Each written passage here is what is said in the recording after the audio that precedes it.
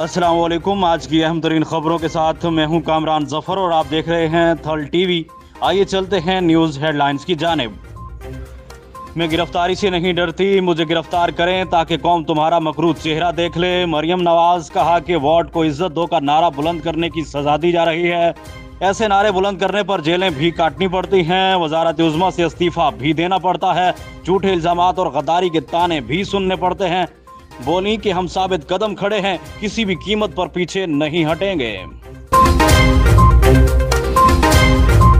حکومت پاکستان کا نیا اقدام، پبلک ٹرانسپورٹ میں میوزک چلانے پر 12 ربیع الاول تک پابندی عائد کر دی۔ میوزک بند کر کے نعت و تلاوت چلانے کا باقاعدہ سرکاری حکم نامہ جاری۔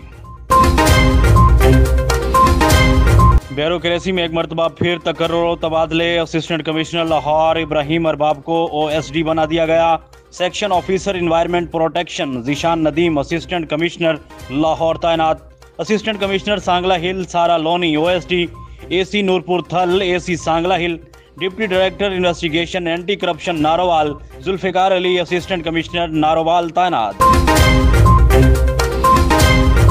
صادقہ آباد ماہی چوک اندھڑ گینگ کی جانب سے 9 افراد کو قتل کرنے کی CCTV فوٹیج منظر عام پر آ گئی۔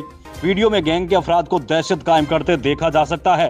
پولیس کا کہنا ہے کہ ویڈیو کی مدد سے افراد کی نشاندہی کی جا رہی ہے، ملزمان جلد قانون کی گرفت میں ہوں گے۔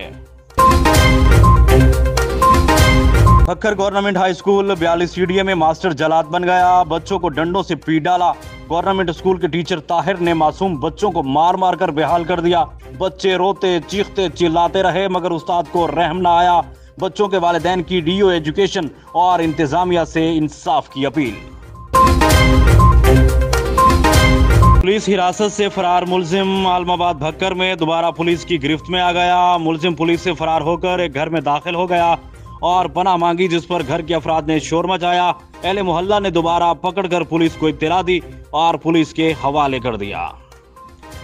اب تک کے لیے اتنا ہی۔ مزید خبروں اور تفصیلات کے لیے دیکھتے رہیے تھل ٹی وی۔ اللہ حافظ۔